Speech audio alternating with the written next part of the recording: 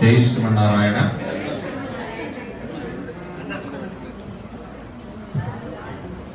ప్రియ భగవద్బంధువులారా, మన అల్వాల్ హిల్స్, అల్వాలగిరిగా వైభవంగా సాగుతున్నటువంటి యొక్క ఉత్సవాలలో రేపు 3వ రోజు స్వామివారి పుట్టినరోజు కార్యక్రమం కాబట్టి ఆ యొక్క పుట్టినరోజును పురస్కరించుకొని మనము రేపు కళ్యాణోత్సవ మహోత్సవం జరుగుతుంది. కాబట్టి దానికి ముందు రోజైనటువంటి ఈరోజు ఎదుర్కోలు సంవాదము అనేటువంటి కార్యక్రమాన్ని మనం ప్రతి సంవత్సరం కూడా జరుపుకుంటాం. అదే ప్రకారంగా ఇప్పుడు కూడా ఎదుర్కోలు సంవాదం, ఒకవైపు స్వామివారు ఒకవైపు అమ్మవార్లను వేచేరు చేసి అమాయకుళ్ళ ఇక్కడ మాయ చేయాలని మనం చూస్తున్నారా?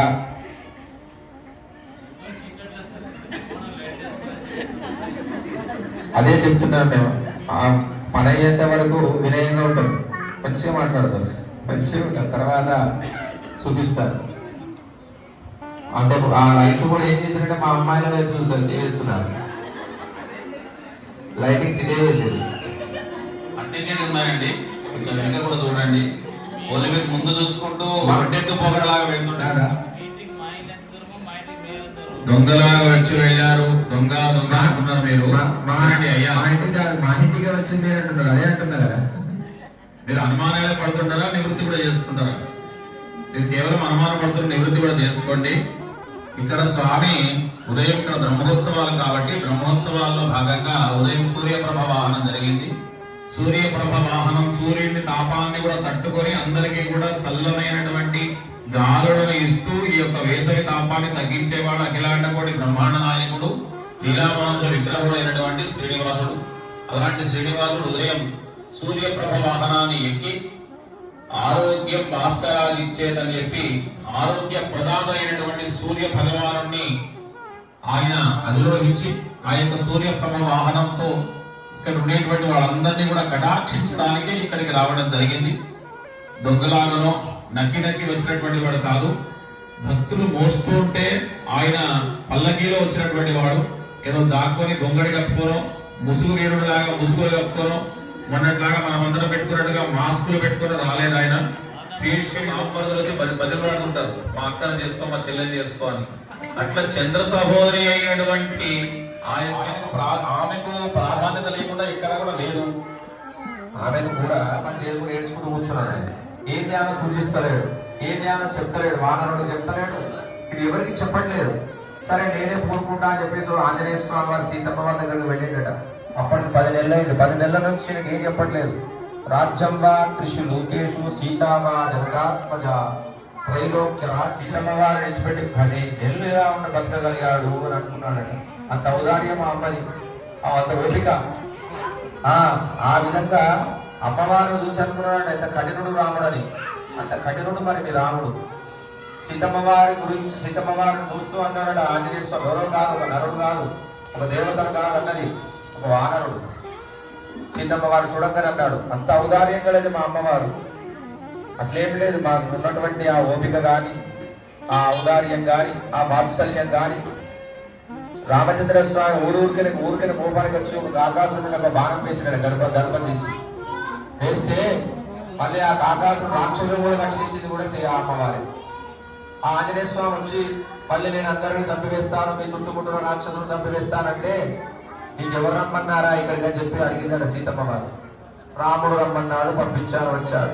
వారి అమ్మవారి గురించి మేము మాట్లాడుతూ ఉంటే మీరు లోతుగా తీసుకొచ్చారు. ఆవిడ అవతారాలకు వెళ్ళారు. రాముడు అని, అమ్మాయిలుగా అని పూర్తిగా ఎవరినో చంపుదామనంటే నీ పనులు చూసుకొని పో, ఎవరి పాపన వారు పోతున్నారు మా అమ్మవారు. అంత వాత్సల్యం కలదే కాదు, అక్కడ అవతార ప్రయోజనం నెరవేరాలి కాబట్టి స్వామి యొక్క ఆలోచన ఆమె చెప్పగలిగింది. ఇక్కడ స్వామి వేరు అమ్మను వేరు అని చూడడానికి అవకాశమే లేదు. ఎక్కడైనా కూడా స్వామిని అమ్మవారిని వేరుగా చూసేటువంటి అవకాశమే లేదు. అంటే మేము ఏం చేస్తామంటే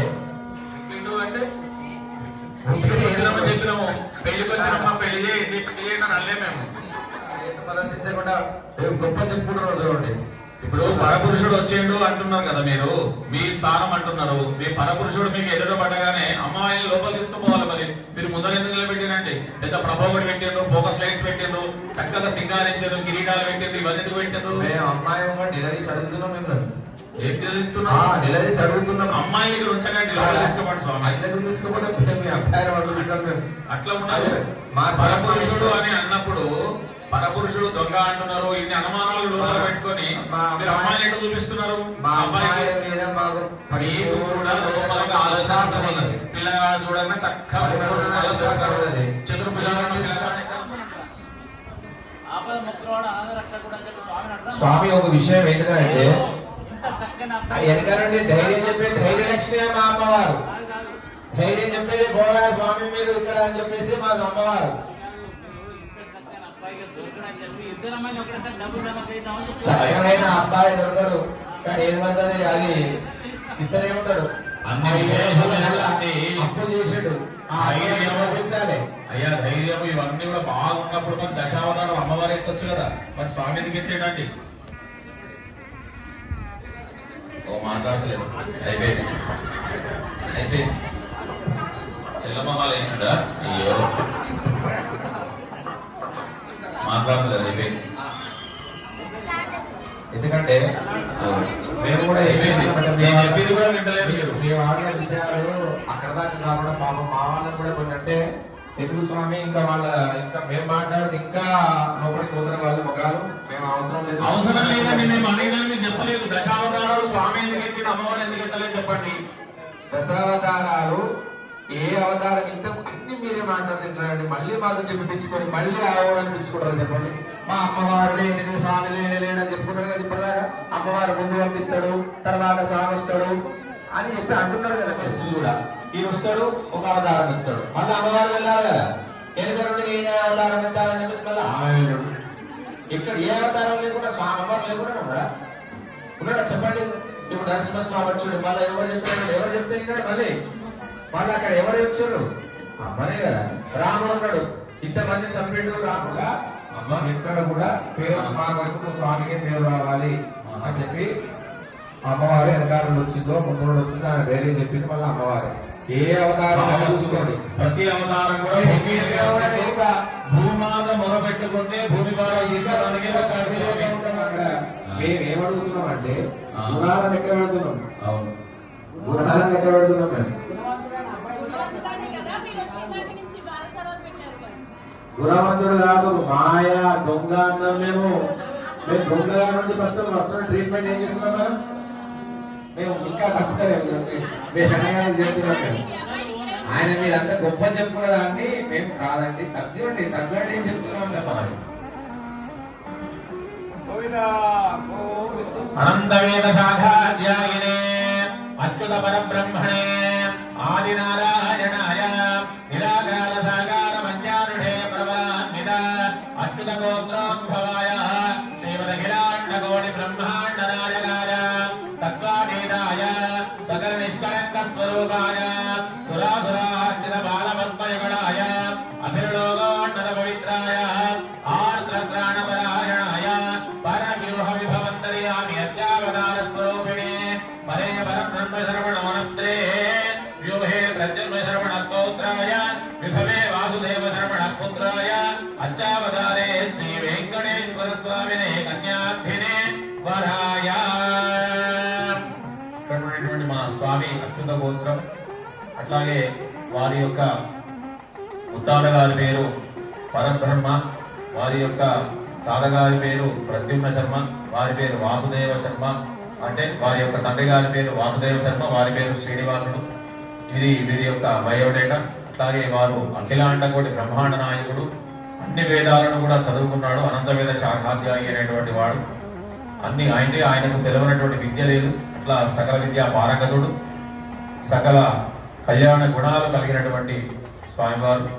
ఇదంతా కూడా వీరి యొక్క విశేషమైనటువంటి ప్రవర మీకు తెలపడం జరిగింది. అట్లాగే అమ్మవారి యొక్క ప్రవర, అమ్మవారి యొక్క గోత్రం సౌభాగ్య గోత్రం. ప్రతి ఒక్కరూ కూడా కోరుకునేటువంటి సౌభాగ్యం, అందరూ కూడా సౌభాగ్యంగా ఉండాలి. ఆ అమ్మవారి యొక్క అనుగ్రహం పరిపూర్ణంగా మనకు ఉండాలి అని వారు ముత్తాతగారి పేరు విశ్వంభర శర్మనుడు, తాతగారి పేరు రత్నాకరుడు, రత్నాలు మనులు మాణిక్యవ శర్మనుడు. ఆ అమ్మవారు ఎవరు అనంటే సాక్షాత్తు లక్ష్మీ స్వరూపిణి అయినటువంటిది శ్రీదేవి. ఆ అమ్మవారి యొక్క అనుగ్రహం ఉంటేనే మనం ఏదైనా అన్ని సాధించగలుగుతాము అనేటువంటిది, మనకు సకల సౌభాగ్యాలను సకల సంపత్తును అన్ని కలిగించేటటువంటిది, మనకు వర్షించేటటువంటిది అమ్మవారు.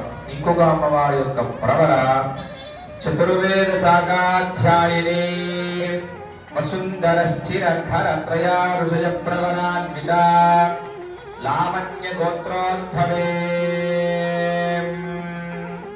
విధుర శర్మణో నత్రే గహ్వర శర్మణ పౌత్రే కాశ్యప శర్మణ సంకల్పపుత్రే భూదేవి నామ్నే ఇమాం కన్యా. మీరు స్వామి వారి గోత్రనామాలు చెప్పారు. అఖిలాండకోటి బ్రహ్మాండ నాయకుడు, కలౌ వెంకట నాయక, కలియుగానికి నాయకుడు వెంకటేశ్వర స్వామి వారే. ఈ కలియుగంలో ఎవరైతే వెంకటేశ్వర స్వామి వారిని సేవించుకుంటారో